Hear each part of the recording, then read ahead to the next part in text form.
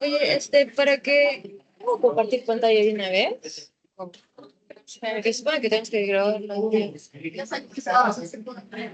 Quizás sí, para que también solo venga el doctor y...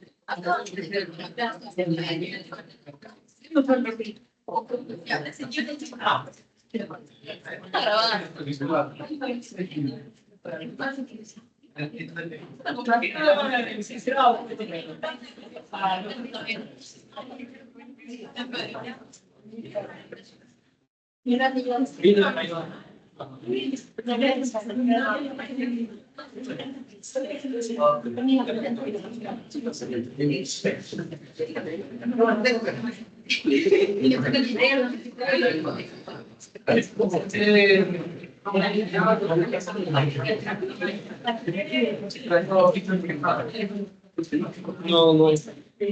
No hay loco. ¿Qué cosa? La diapositiva del doc no las encuentro. ¿Y qué andan a pasar? ¿En serio? ¿Las hoy día? Muchas gracias.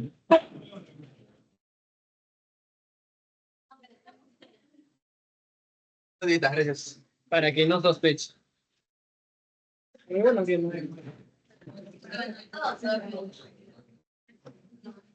Oye, a ver qué es lo que...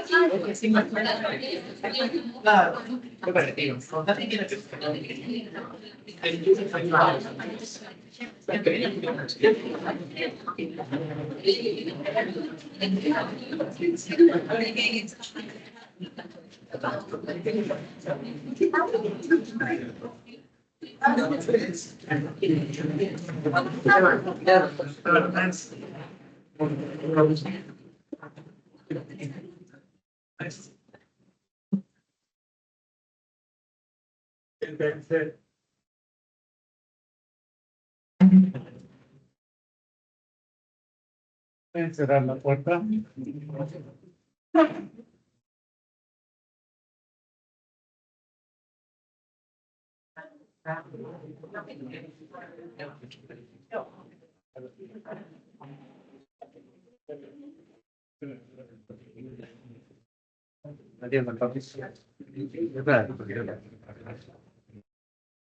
Muy bien, hoy día vamos a continuar las clases. Hoy día toca inmunidad innata.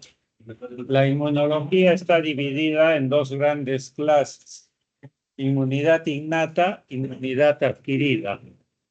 Inmunidad innata hoy día hacemos, y la siguiente, después de dos clases más, viene inmunidad adquirida. La adquirida, ya lo dije, consta de inmunidad humoral y de inmunidad celular. Hay que tener en cuenta eso porque la inmunidad innata que voy a hacer ahora va a propiciar lo que es inmunidad adquirida, sea celular o humoral, ¿ya? Esa ubicación general. Ahora, ¿dónde estará mi...? Diles que pasen a tus compañeros.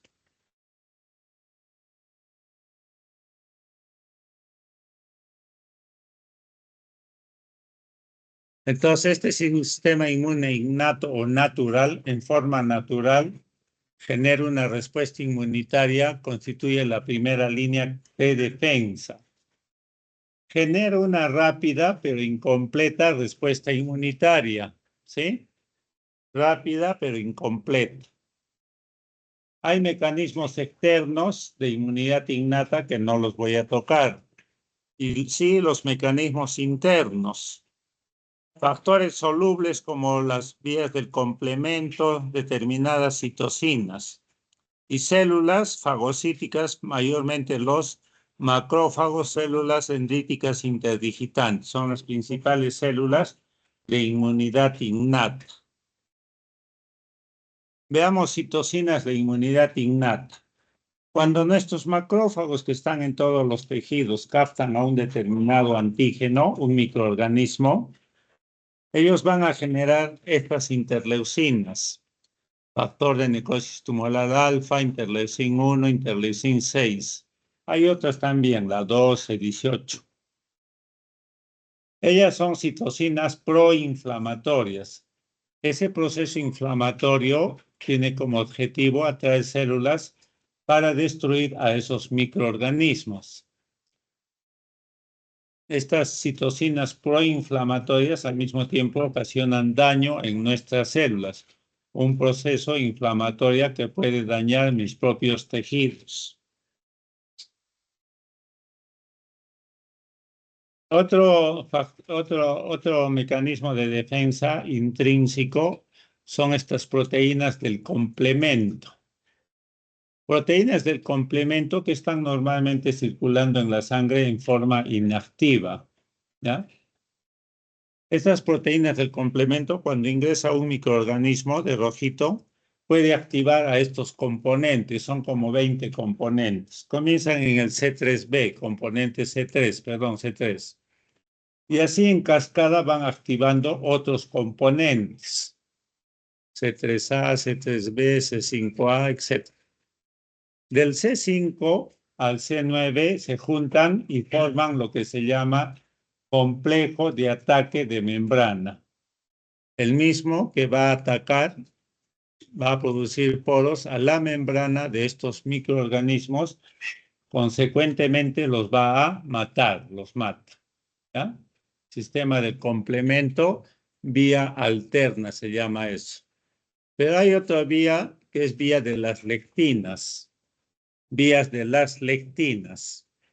Esa vía de las lectinas consiste en que entra un determinado microorganismo y se va a unir a una proteína llamada lectina de unión alamanosa, ¿ya? Al microorganismo. Y esta lectina de unión alamanosa hace que se pueda activar a los componentes del complemento. Al final el C5 al C9, que se llama complejo de ataque de membrana, que va a atacar, va a producir poros a la manera de balas en este microorganismo. Esa es otra manera como eliminar microorganismos mediante inmunidad innata, ¿sí? Hay una tercera vía clásica que va a ser más bien vía de la inmunidad adquirida, que no la voy a tocar ahora. Y ahora veamos las células. Células del sistema inmune innato y las principales son los macrófagos, células dendríticas interdigitantes. Estas células expresan en su membrana el llamado PRR, receptores PRR, receptores de reconocimiento patrón. Van a reconocer a un patrón de antígenos, un patrón, no a un hito, sino a un patrón. ¿Ya? Reconocen a un patrón de antígenos. Entonces, lo que va a reconocer son a los llamados PAN, que son justamente patrones moleculares asociados a patógenos. ¿Sí? ¿Cuáles son ellos? Por ejemplo, todo este grupo de bacterias gram negativas, que usualmente causa infección, vías digestivas bajas, vías urinarias, genes urinarios, hay Escherichia coli, bacteroides, varios gérmenes, bacterias gram negativas, ¿ya? Entonces, todos ellos en su membrana poseen unos PAN llamados lipopolisacáridos, ¿sí? Lipopolisacáridos. Las bacterias gram positivas que usualmente causan infección de vías respiratorias, estafilococo, estreptococo, neumococo, todos ellos tienen estos PAN, péptidoglicán, ácido lipoteicoico, esos son sus PAN, ¿ya? Y hay otros PAN todavía, por ejemplo, la manosa, que es un hidrato de carbono, que todos los hongos, todas las bacterias en general tienen esta manosa, ¿ya? Acá tenemos ejemplos de más PAN, ya ustedes solo aprenden, PAN. Más o menos, ¿cuántos PANs hay? 20. ¿Cuántos PAN tienen los microorganismos? 20, no es mucho. Y nuestras células, macrófagos, células dendríticas, ¿cuántos PRR llegan a tener? 11. Es limitado. Después vamos a ver cuando hagamos inmunidad adquirida, sus receptores son millones, millones. ¿A qué conlleva la interacción entonces el PAN de un microorganismo con el PRR de nuestras células? ¿Sí? El PRR reconoce a los PAN. ¿A qué conlleva eso? A varias funciones. Uno de ellos y la más conocida es la fagocitosis, que consiste en que una determinada bacteria, por ejemplo, tiene su PAN. Es reconocido por un PRR de las células que estamos hablando, macrófagos, células dendríticas interdigitantes. Una vez que lo reconoce, lo engloba y va a formar ¿qué cosa? El fagosoma. Viene el lisosoma y forman el fagolisosoma. El lisosoma tiene material de guerra, dentro de ellos las lisosimas, y con ellos mata a esta bacteria, ¿sí? Eso se llama fagocitosis de inmunidad innata. La otra función que llevan esta interacción es a la formación de radicales libres de oxígeno. La interacción de un PAN de una bacteria con un PRR de estas células que estoy hablando va a llevar a que se activen dos vías.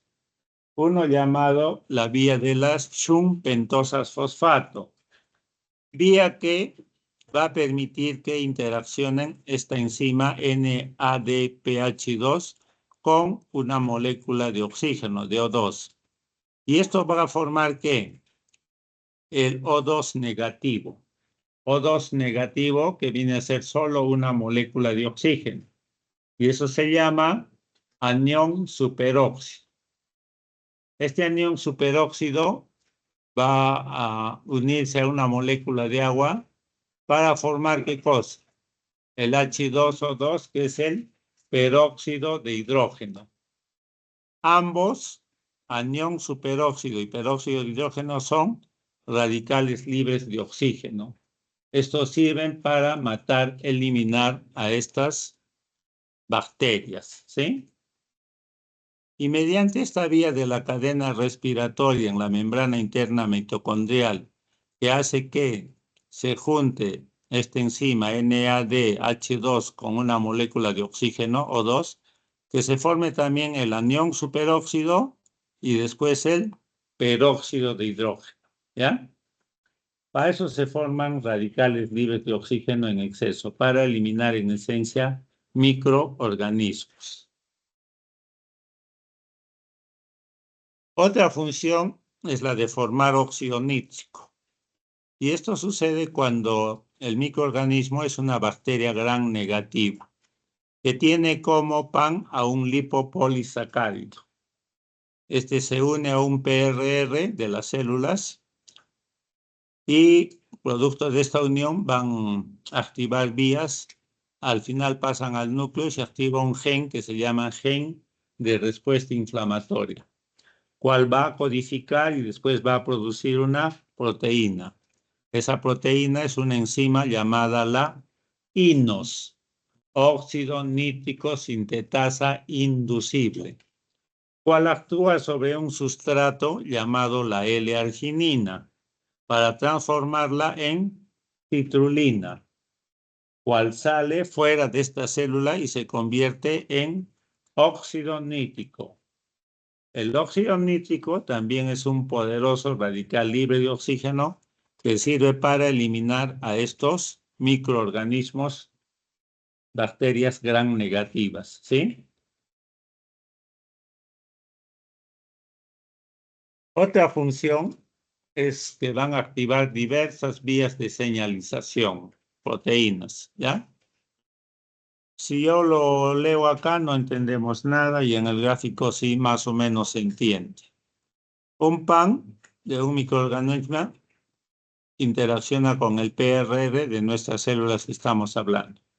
Producto de esta unión se van a activar proteínas que están en el citosol de las células y que van a constituir vías de señalización. Estas vías de señalización al final de cuentas van a pasar al núcleo y ahí van a hacer expresar genes. Genes que van a codificar para producir diversas proteínas. Proteínas como, y ya las he dicho, factor de necrosis tumoral alfa, interleucin 1, interleucin 6, interleucin 12, que son citocinas proinflamatorias que al final sirven para eliminar microorganismos. Se pueden activar otras vías de señalización y al final producir estas interleucinas, interleucin 2, 12, gamma interferón. ¿Cuál actúa sobre esta molécula CD28 que están expresadas en la membrana de los linfocitos T helper 0? Y lo van a hacer convertir ¿en qué? En linfocito T helper 1. Los T helper 1 son responsables en generar respuesta inmunitaria celular para eliminar microorganismos intracelulares. También estas vías de señalización pueden hacer producir esta proteína, el B7-1, que interactúa con el CD28 del T helper 0 y que son una ayuda para que los T helper 0 se conviertan en T helper 1. ¿Ya? Se pueden activar otras vías de señalización y al final producir otras citocinas o interleucinas como la 4 y la 10.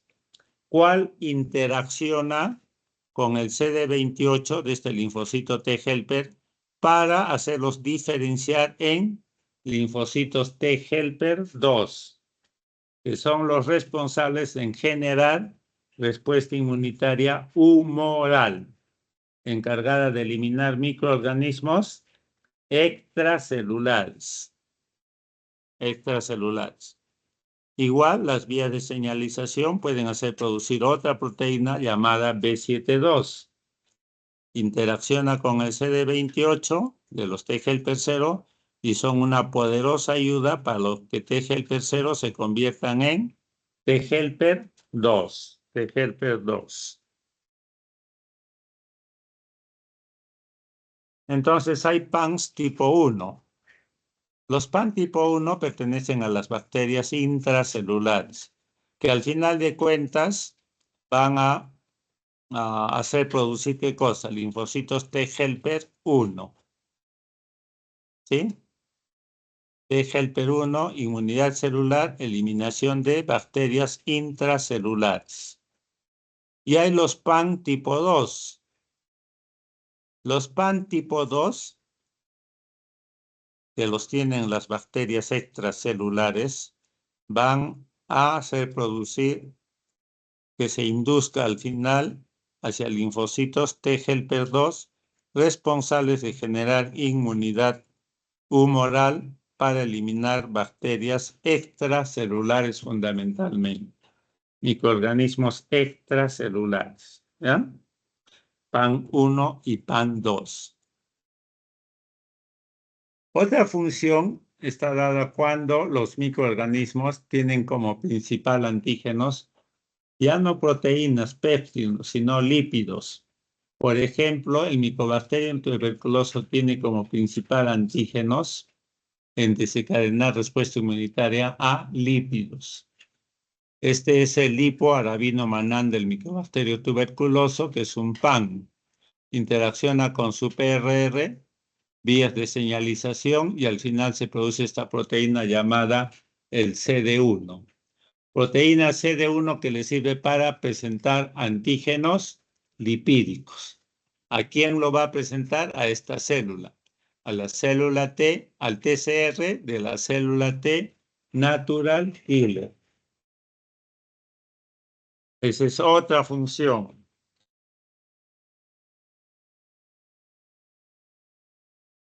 Y ahora veamos, así como el PAN es de microorganismos, también tenemos los DAN o alarminas. Los DANs, ¿qué cosas son? Patrones moleculares asociados a daño de nuestras células. Nuestras células se pueden dañar por condiciones de hipoxia, poco oxígeno. Los microorganismos mismos dañan, matan nuestras células. Los radicales libres en exceso también pueden matar. Daño mecánico directo, un quiño, un golpe a nuestras células. Y todo eso es daño a nuestras células, daños, pero al final necrosis.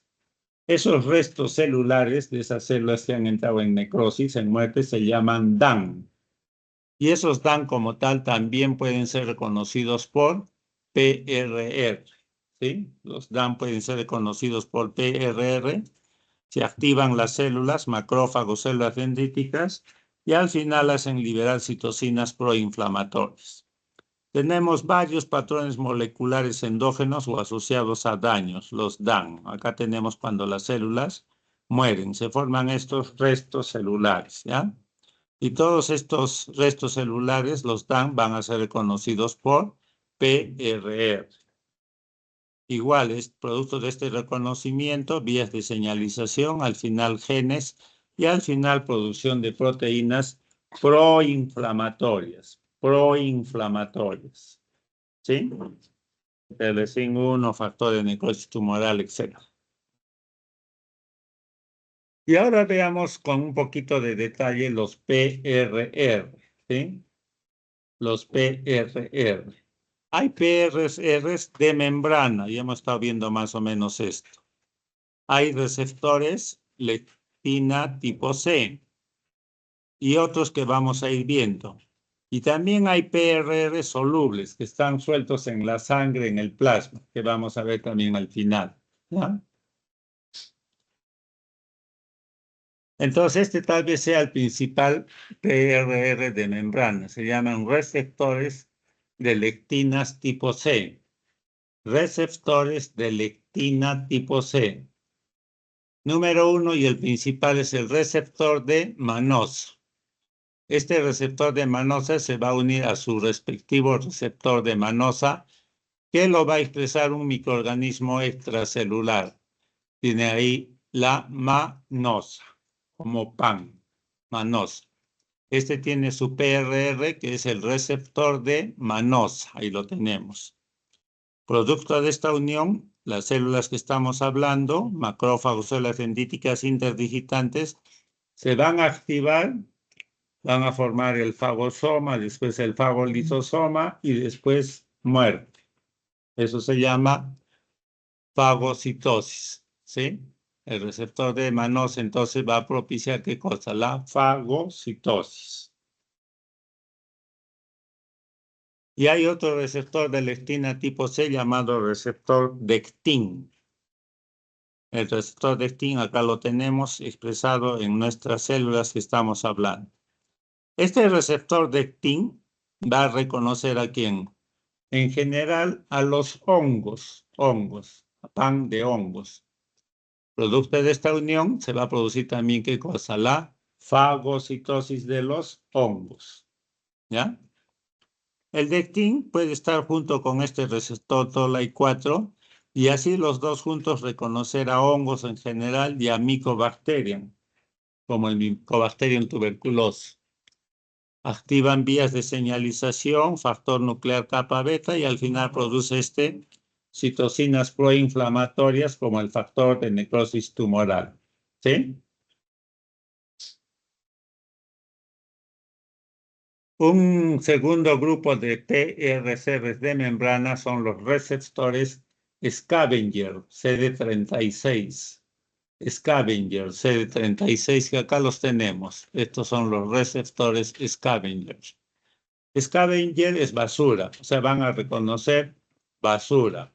¿Cuál es la basura del cuerpo? Toda célula que ha muerto generalmente por apoptosis. Muerte celular programada. Todos los días mueren células por apoptosis, más en los niñitos y en los viejitos, ¿ya? Esas células como tal entonces tienen restos apoptósicos, que son reconocidos por este CD36, acá los tenemos. Y una vez que lo reconocen, lo entran a su interior, ahí lo van a incinerar, es una incineradora. Y ahí quedó la historia de estas células apoptósicas, ¿ya?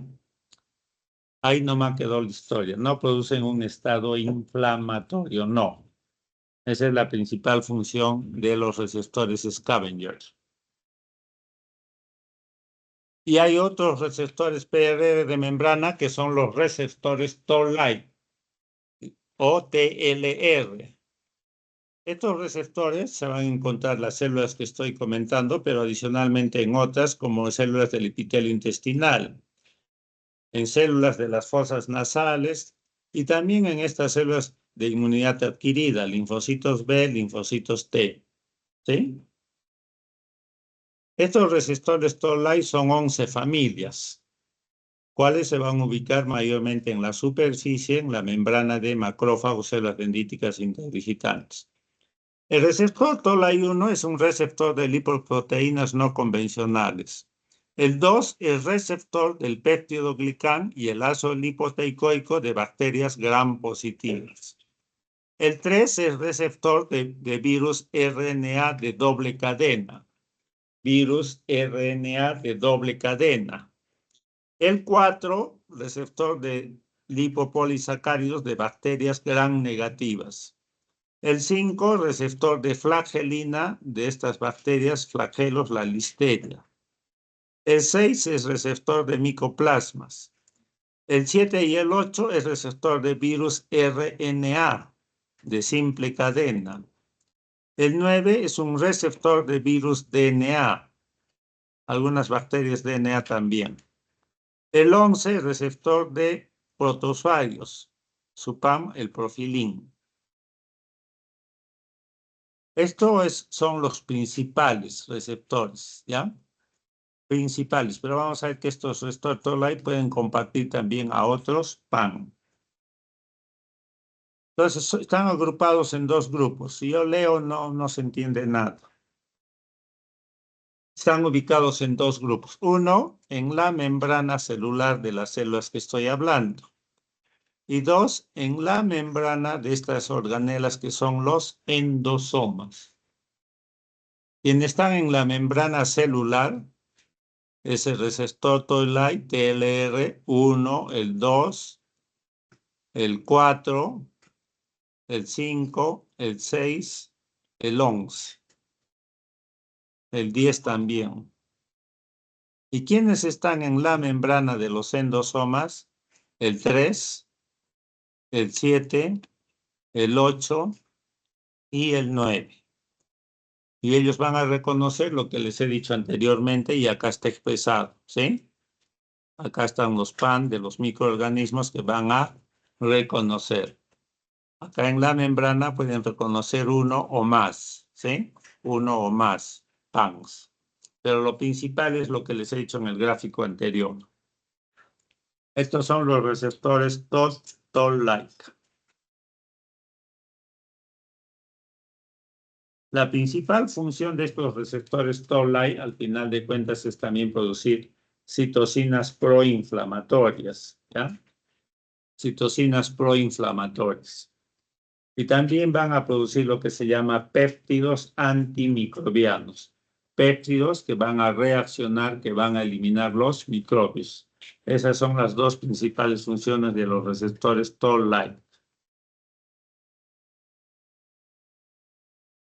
Siguiendo vienen los receptores not-like. Estos receptores not-like no están en la membrana, sino están más bien en el citosol de las células que vengo hablando, ¿ya?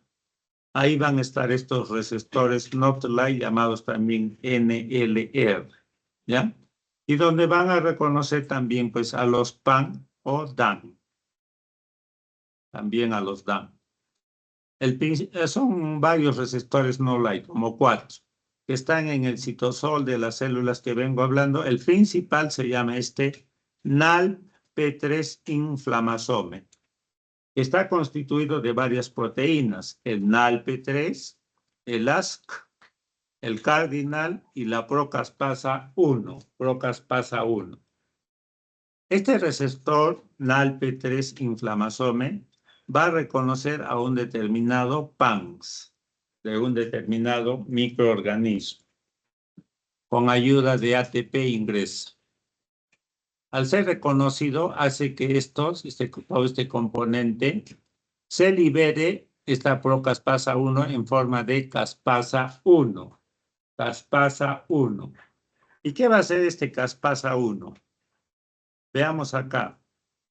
Hay una primera señal que es la interacción de un PAN con un receptor Toll-like.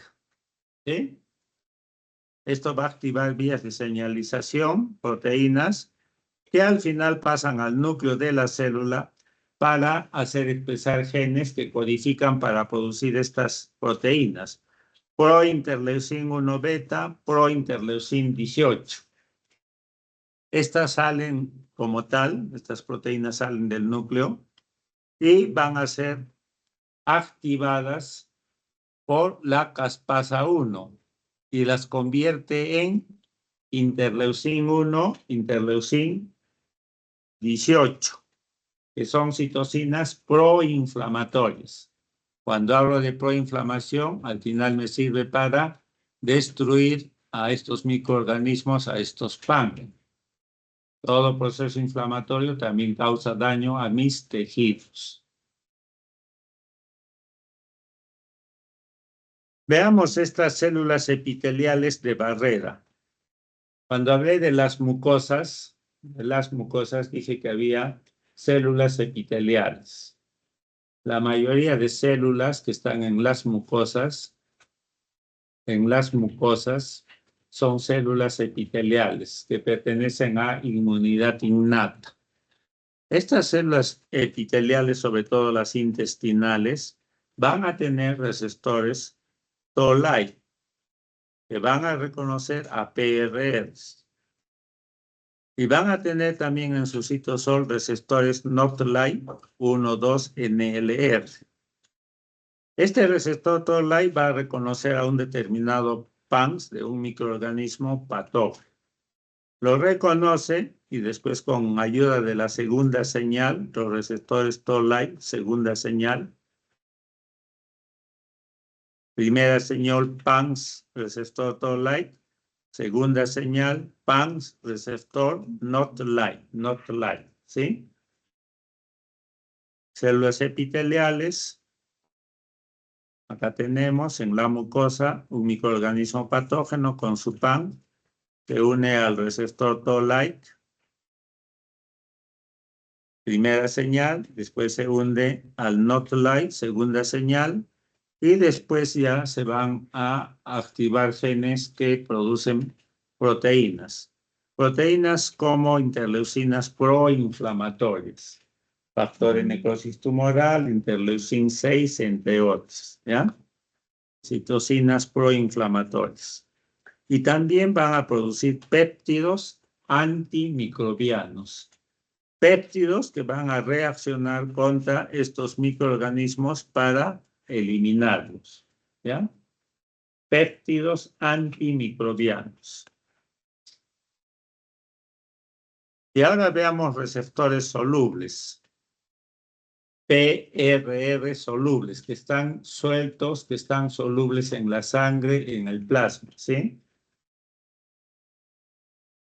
1. Receptores pentraxina, que es la proteína C reactiva. Nuestro tejido graso puede producir factor de necrosis tumoral alfa y esta proteína, que es una hormona, la leptina, cual va a ser liberar en células grasas ¿a quién? A la interleucin 6. Interleucin 6 que va a ir a nivel de las células hepáticas para hacer producir ¿qué cosa? La proteína C reactiva. Esta proteína C reactiva, como les he dicho, es un PRR receptor. Es un receptor soluble que está suelto, acá lo tenemos, y que se va a unir ¿a quién? Al neumococo, a esta bacteria gram positiva llamada el neumococo, capaces de causar neumonías. Cuando ingresa el neumococo a nuestro organismo, la proteína C se le une ¿para qué? Para que actúe de intermediario, pueda ser reconocida por ejemplo, por macrófagos. El macrófago entonces va a reconocer a la proteína C reactiva unida al neumococo. ¿Qué va a hacer el macrófago? La fagocitosis. ¿Ya? Muy bien, este es el PRR que se llama proteína C reactiva que va a ser reconocida por un macrófago. ¿Ya? Y otro receptor soluble son los receptores colectinas. Y acá tenemos a la lectina de unión a la manosa. Así se llama, lectina de unión a la manosa. Entra un microorganismo, ejemplo una bacteria, a nuestro organismo. En nuestra sangre, en el suero, entra esta bacteria con un pan llamado la manosa. En nuestro organismo, en la sangre, vamos a tener a este PRR que se llama la lectina de unión a la manosa, cual se va a unir a la manosa de esta bacteria. Y de esta manera hace propicio que la lectina active a los componentes del complemento en cascada. Al final se forma el complejo de ataque de membrana del C5 al C9. ¿Sí? Y este son como balas que va a producir poros en estos microorganismos, bacterias, y al final la mata. ¿Sí? Lectina de unión a la manosa. ¿Hay otras células de inmunidad innata? Sí, hay otras células de inmunidad innata. No lo voy a tocar ahora. Dentro de lo que es los linfocitos B hay subpoblaciones. Los B1, linfocitos B de zona marginal, células linfoides innatas, linfocitos T gamma delta. ¿Ya? Estos linfocitos T gamma delta, para tocar algo de ellos. Hay PANs hay a nivel, sobre todo a nivel de microorganismos, les he dicho. Los PAN se van a expresar mucho más en células que infectan. Células degeneradas en cáncer también pueden tener PAN. Y determinadas citocinas pueden actuar como PAN. Estos linfocitos T gamma delta tienen TCRs, pocos nomás, gamma delta. Tiene otros receptores que le sirven para reconocer a estos PAN. Y producto de esto, estas células se activan y van a producir, ¿qué cosas? Citocinas proinflamatorias, otra vez. Van a producir exceso de citocinas proinflamatorias que pueden generar autoinmunidad, autoagresión a mis propias células. Pueden generar linfocitos B de memoria, gamma delta, y pueden curar tejidos dañados. Para eso sirven estos linfocitos T gamma delta. Entonces, hoy día hemos tocado inmunidad innata, todo lo que he dicho está acá. Y la próxima clase es un poco más de inmunidad innata y la siguiente ya es la inmunidad adquirida o adaptativa. Y acá tienen unas propiedades para diferenciar los ambos tipos de inmunidad, que lo voy a repetir cuando haga la inmunidad adaptativa, ¿ya? Nuevamente acá tenemos las células de inmunidad innata, principales, células dendríticas y macrófagos. También están las natural killer, proteínas del complemento que hemos dicho, las dos vías, neutrófilos, eosinófilos, basófilos. Todos estos tres son granulocitos. Entonces son células de inmunidad innata. Y de inmunidad adquirida o adaptativa, las principales son los linfocitos, sean los B o sean los T. En el intermedio, entre los dos, hay estas células. Las células T gamma deltas, que he hablado de ellos, los linfocitos B de la zona marginal, los linfocitos B1 y las células T natural killer. Pertenecen a ambos tipos de inmunidad, pero principalmente a inmunidad innata. ¿Ya? Gracias. Si tienen preguntas, me pueden hacer. Inquietudes, participaciones, doctor, leí tanto en tal artículo. Quiero ganarme un punto. Pueden adelantarse, ya saben, les he dado las clases que voy a tocar cada capítulo. Usan un artículo del inglés, buscan, leen a receptores Tola y yo leí esto interesante, a ver, lo relacionan con lo que ya he dicho. Se ha dicho esto, pero este artículo dice lo contrario, doctor. En inmunología pasa mucho de eso, ya cambian mucho los conceptos. Bueno, si no hay preguntas, exposiciones, ¿ya? Muy bien, hoy día tenemos 2 artículos. ¿Quién es la delegada? 1, 2, 3. ¿Son los 3? Ya, ¿quién falta? Yo les he dicho que no me traigan. Debajo de eso está lo que. No me traigan allá. ¿Quién es esto? No me traigan, quiero así nomás. Dije nombre acá arriba. Nombre y sección. Yo voy a saber quién eres. Ya, ¿qué te llamas? A ver, ¿dónde está tu posición? Acá. Carpeta. ¿Está? Sí. Ya. Te presentas y comienzas. ¿Cuál es? La última. ¿Está? La última. Sí, es. Ya, de una vez, no perdamos tiempo. Compañeros, Ya, pongan atención.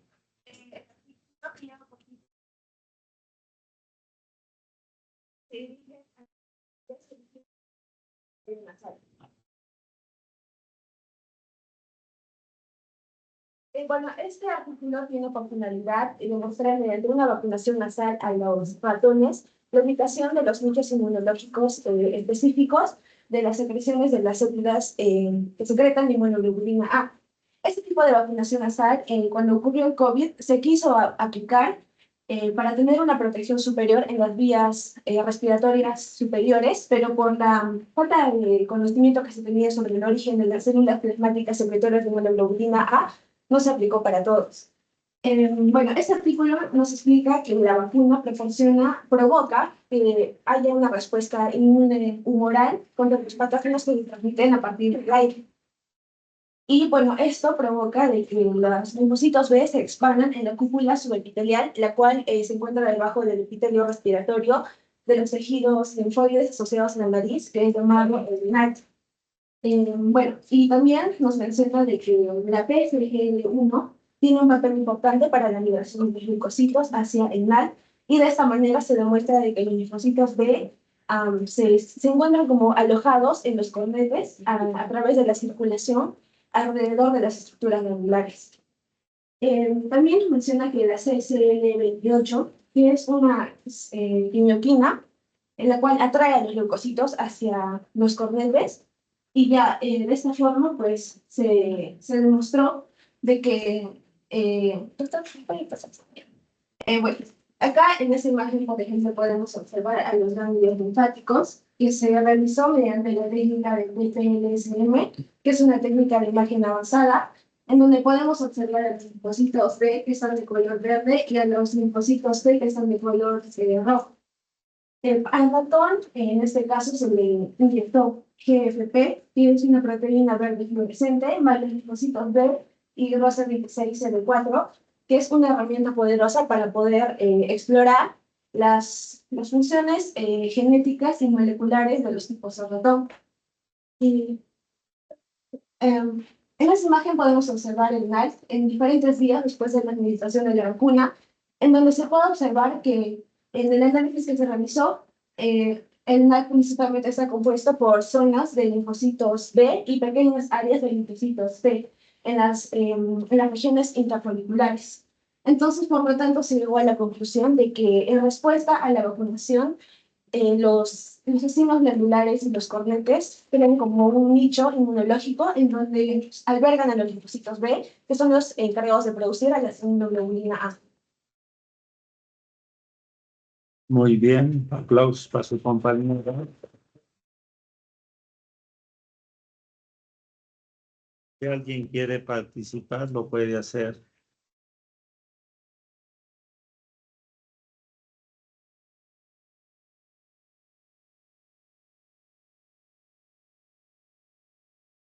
Esto lo han hecho en ratoncitos. Sí. durante 30 días. Y en humanos, No, bueno, al menos en el artículo se lo menciona que se realizó con ratones. entonces el PSG de qué es?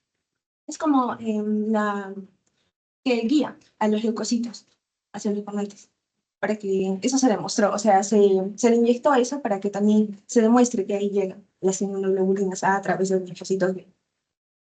O sea, el PSGL y el CCL28 reclutan linfocitos para que se agrupen ahí en la submucosa y puedan defendernos mejor Sí. en general contra microorganismos. Esas son las vacunas que se le han puesto al ratoncito para potenciar tanto los linfocitos B como los linfocitos T en la submucosa. Bueno, está muy bien. Ya tienen vacunas los que sufren entonces de infecciones del tracto mucosal nasal. A ver quién sigue. ¿Cuál es tu diapositiva?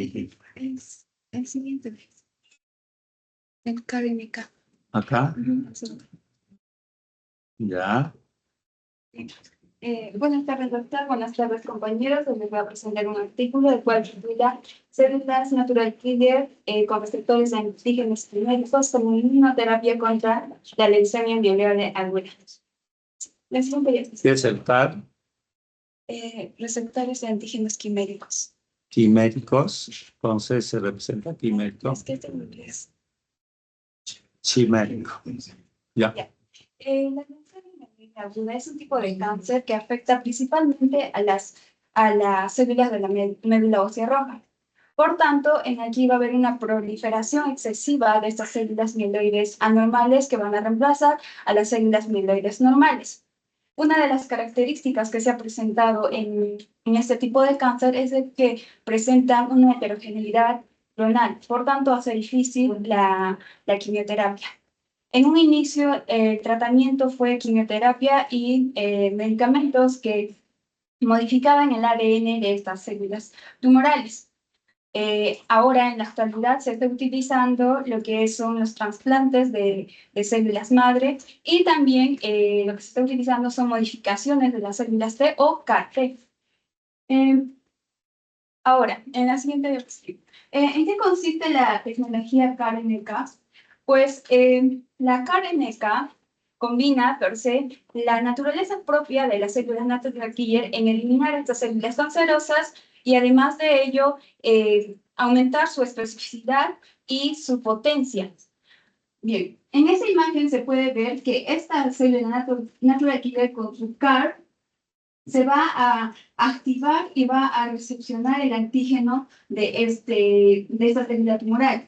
Luego de que lo haya reconocido, se va a dar una activación para que posteriormente pueda liberar diferentes sustancias como son las perforinas y enzimas para que las células tumorales puedan realizar la apoptosis.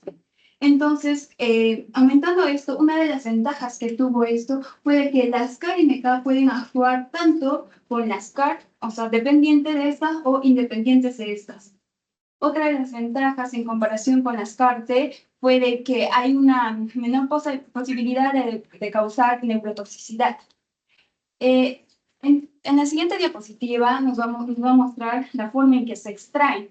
Aquí primero en estas se están explorando todavía de que se puedan sacar ese natural killer de la sangre de cordón umbilical.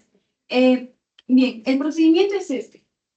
Se va a extraer las KNK, las NK tanto de un paciente como de una persona sana, carne de las autólogas y halogénicas. Entonces, luego de haber hecho una selección, se va a tener que hacer una modificación genética para que estas puedan codificar las CAR. Posterior a ello, se va a expandir en el laboratorio para que sean suficientes como tratamientos.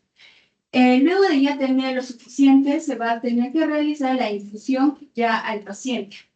Pese a los avances que se están teniendo y además como representa una forma de hacerle frente al cáncer, Todavía se está explorando las formas de que sean más eficientes y más potentes, y además de eso, sea accesible hacia las personas. Gracias.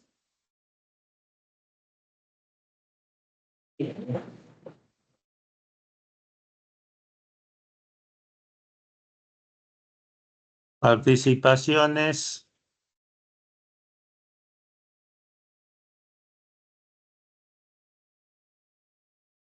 El CAR es un receptor de antígenos quiméricos. ¿Qué es quimérico?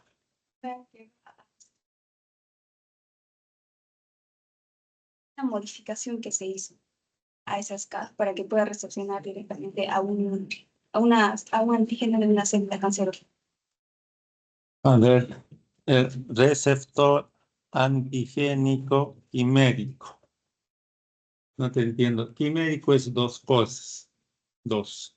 Una quimera. Nosotros somos quimera, sí, porque somos producto de un hombre y una mujer. Somos una quimera. Ese es un quimérico. Tú dices receptor antigénico quimérico. Está hecho de dos cosas.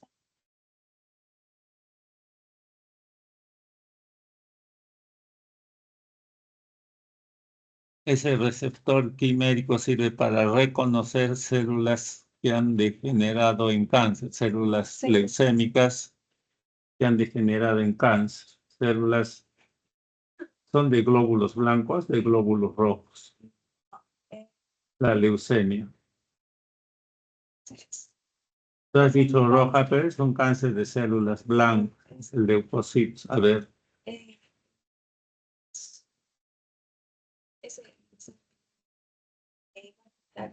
A todas las células que se van a Pues. tanto células de la línea roja como la línea blanca. Es un cáncer de glóbulos rojos también entonces, ¿eh? No, es de glóbulos blancos. A ver, revisen. Leucemias son cáncer de células blancas en general, mieloides que se originan en la médula ósea. Bueno, estas células que han degenerado en cáncer, entonces se están proponiendo esta manera de eliminarlas. La administración son células natural killer, cuales han adquirido este CAR, receptor antigénico quimérico. Y de esta manera van a reconocer a estas células cancerígenas para que las natural killers las puedan matar. Más o menos es el transporte. Ya siéntate, Noemí. ¿Ya la aplaudieron? ¿Quién sigue? ¿Qué te llamas? ¿Qué? José Arneo. Ya está ahí pegado, ¿no? No, yo les he dicho tiene que estar pegado. Bernedo, ¿quién sigue? Tiene que estar ahí el artículo, no recién lo van a traer. Cuando acá puedo. No, tienen que aprender, tienen que ser disciplinados. No es que yo lo traigo y lo pongo, no, ya tiene que estar pegado, les dije. Gamboa, ya. ¿Dónde está tu artículo acá?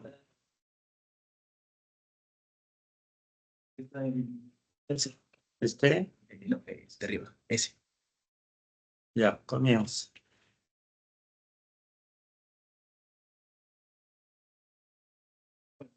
Mi artículo trata sobre una potencial terapia basada en stem cells para el envejecimiento ovárico femenino y la infertilidad.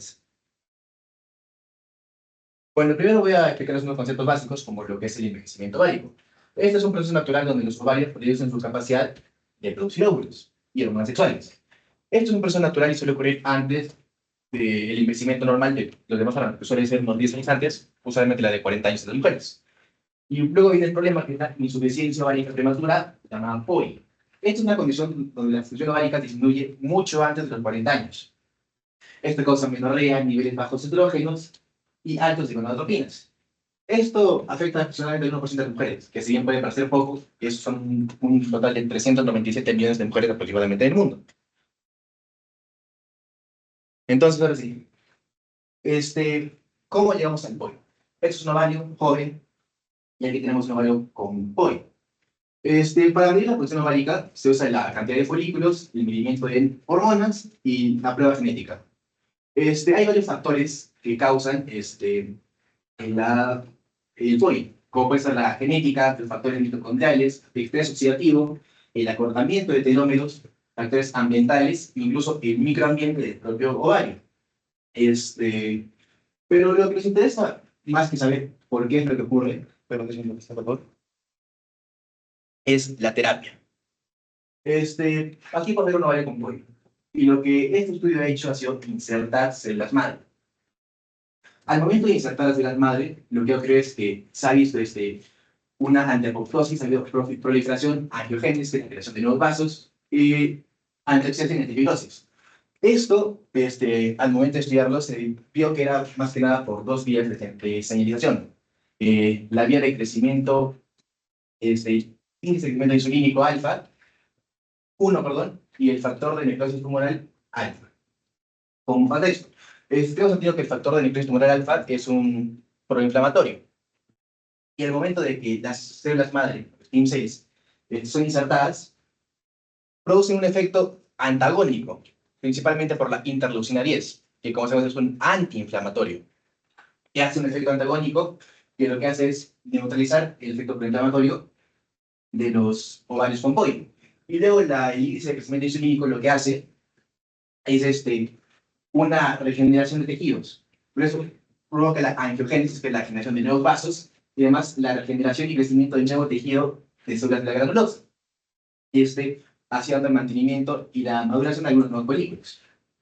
Y lo que importante de esto es que el ovario post-tratamiento ya tiene polipilogénesis, un normal ciclo estral, niveles normales de hormona, y lo importante, que es lo que las mujeres con POI tienen, y aquí se ha solucionado, que es la fertilidad.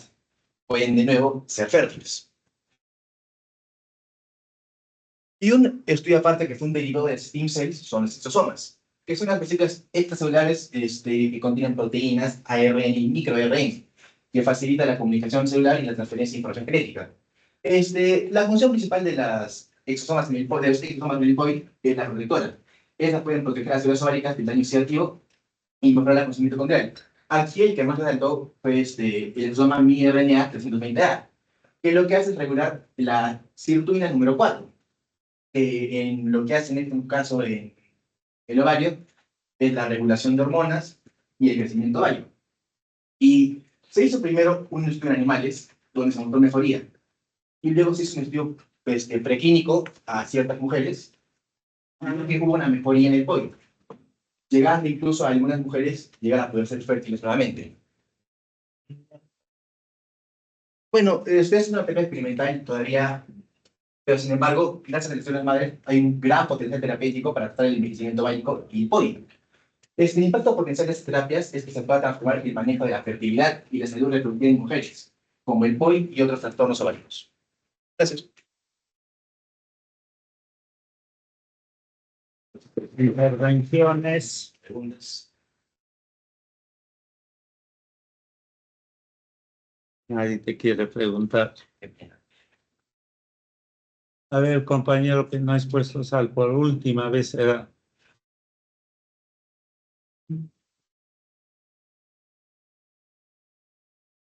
He hablado un poco de las células madre, ¿no? Que son regenerativas. Pueden multiplicarse en cualquier célula allí donde se ponga en un tejido. Si yo pongo en el ovario que hay células ováricas que ya no ayudan en la fertilización, entonces las células madre van a dividirse, van a proliferar y dividirse en esas células para suplir la función de esas células. Sí.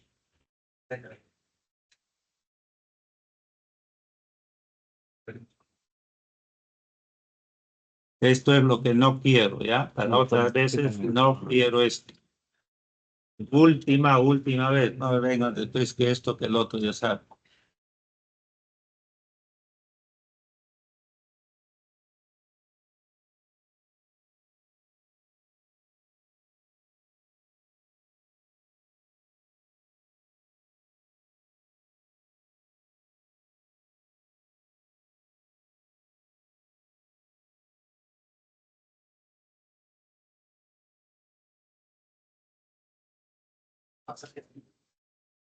El artículo que va a tocar su compañero José Bernedo es colaboración de células T y células B en el pulmón. A ver, vamos a ver. Yo hasta donde les he dicho que los linfocitos T helper 2 producen citocinas que activan a los linfocitos B para que se diferencien, para que los B cumplan sus funciones, se diferencien en células plasmáticas, ambas producen anticuerpos. Su compañero, aparte de eso, nos va a decir que los linfocitos B también colaboran con la activación de linfocitos T. Hay una comunicación bidireccional entre ambas células. A ver. Buenas tardes, chicos. En mi artículo, como ya digo, los vectores, la relación que tienen o la colaboración que tienen los linfocitos B y T en el pulmón. Y ese artículo es más interesante de lo que suena por el hecho de que el pulmón es un órgano que no es linfoide, por ende no debería tratar con los linfocitos. Sin embargo, en este artículo están demostrando que gracias a ciertas características de una enfermedad pueden llegar a ser tratados, ya que si bien sabemos los órganos linfoides se dividen en primarios, secundarios y terciarios, tienen los primarios, el timo y la médula ósea, que son netamente de los linfocitos, y los secundarios de los ganglios linfáticos. Mientras los terciarios vienen a ser esos órganos o estructuras donde actúan los linfocitos, pero durante un tramo muy pequeño y después desaparece cuando acaba la enfermedad. Y este artículo habla sobre cómo es que se da eso.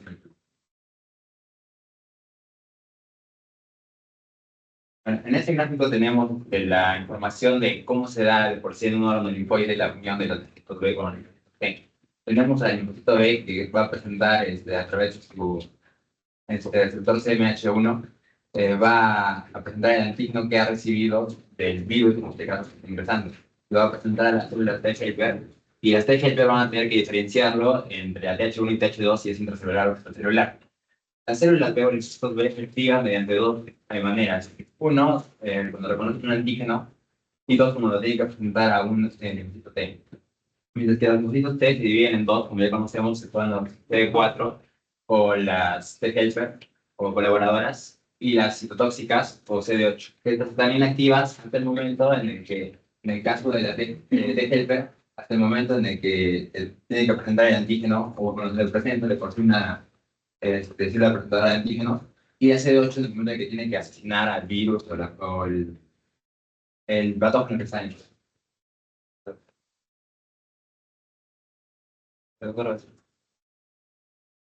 En este gráfico vamos a ver lo que es de por sí el pulmón. Dentro del pulmón tenemos la zona infectada del virus, que viene a ser esta parte de aquí, donde el virus ingresa. Y por este lado de aquí tenemos el IVAL. El IVAL es el tejido del linfoide inducido asociado a bronquios. Que es de por sí el IVAL es la parte que funciona al inicio, que es temporal durante la enfermedad, donde sí se va a producir lo que se produce en los linfoides. ¿Por qué? Porque tenemos las células T helper residentes y las linfocitos B. Estos dos van a trabajar juntos y van a producir exactamente lo mismo que producían antes.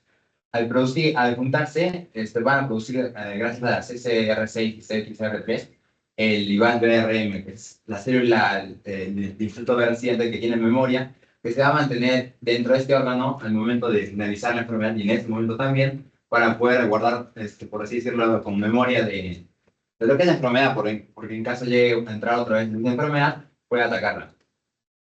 Esta célula va a convertirse en linfocito B plasmático, bueno, linfocito B efector, que también es conocido como célula plasmática, que se encarga de liberar anticuerpos para atacar al virus en la zona infectada.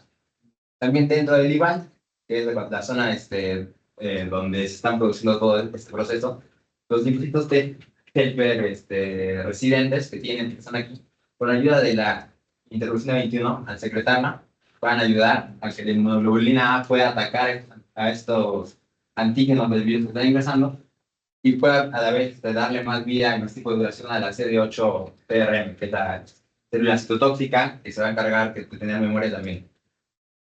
Y por último, en la parte alveolar del pulmón también tenemos linfocitos B con memoria que están residentes, que se van a encargar con ayuda de la CXR3 dependiente de poder crear lo mismo que son linfocitos B, conocidos como células plasmáticas, para poder crear anticuerpos y poder atacar este virus. Sin embargo, la importancia de este IVAL y el descubrimiento de esto, que fue un experimento hecho en ratones, es que, como no es un órgano no linfoide, es, por así decirlo, espectacular que deje todavía sus células de memoria para poder atacar. después a futuro a los nuevos virus que ingresan. Y aquí tenemos de por sí el ingreso básico o resumen de todo el gráfico, que es cuando el linfocito B no maduro se tiene que convertir en un linfocito B con memoria, gracias a ayuda de la CD40 que ha derivado de la CD4 y con ayuda de la interleucina 4. Gracias.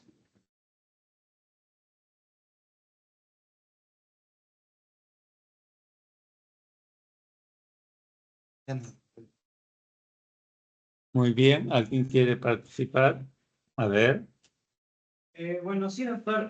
Complementando también de lo que dijo mi compañero, dice que también lo que son los linfocitos T, los T helper y los linfocitos B, contribuyen especialmente los linfocitos T, contribuyen para la formación de lo que es el centro germinal, de lo que hablamos creo que en la clase pasada, que se encontraban en la corteza de lo que era el ganglio linfático. En adición a ello, en la relación al cáncer que pues había, no se conoce muy bien los mecanismos. Sin embargo, se dice de que estos linfocitos B pues podrían, y los neoantígenos, podrían activar a lo que son los linfocitos T helper y que estos a la vez podrían activar a los CD8 para que puedan atacar a la célula cancerígena. Sí, es que de por sí es, pues, como digo, es una secuencia muy que viene bien unida, porque el linfocito B, si bien puede activar como la célula dendrítica al T helper, el T helper puede, depende de lo que está atacando, puede activar a otro linfocito B o puede bien activar la célula citotóxica o CD8, claro. Y por eso es que están bien, muy relacionadas. Muy bien, lo cierto es que los tejidos de depósito, yo les he dicho 4, pero en todos los tejidos como el pulmón, articular, riñón, etcétera, también se pueden generar nichos inmunológicos, donde están linfocitos T, donde están linfocitos B, y estos ambos se colaboran de una manera bidireccional, el uno con el otro, para activarse mutuamente y potenciar la formación de los centros germinativos, ¿ya? Que están dentro del folículo linfoide. Es lo que ha dicho. ¿Qué te llamas? Joshua. ¿Qué? ¿Tu apellido? Rubina Celis. ¿Qué? Rubina Celis. Rubina. Robin. Robin es tu apellido.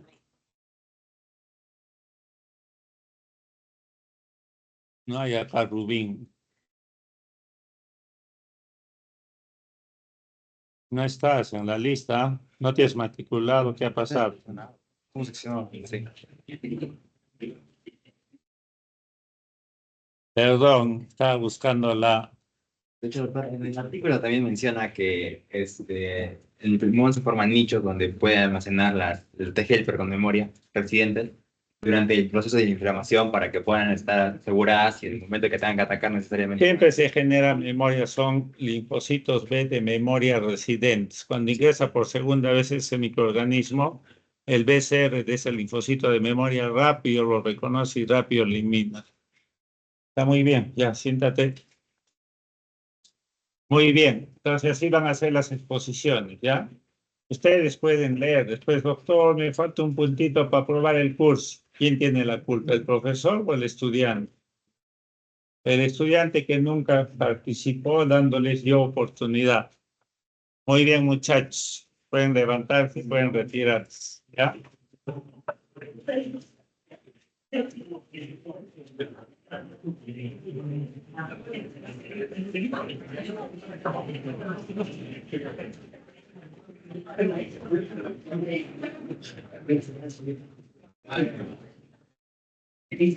Doctor, voy a cerrar mi correo.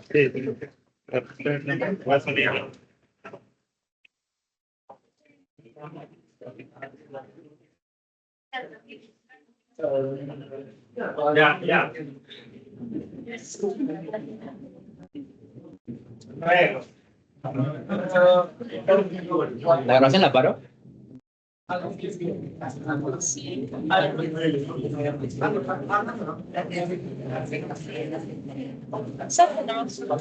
cierra. Sí, se acuerdo automáticamente.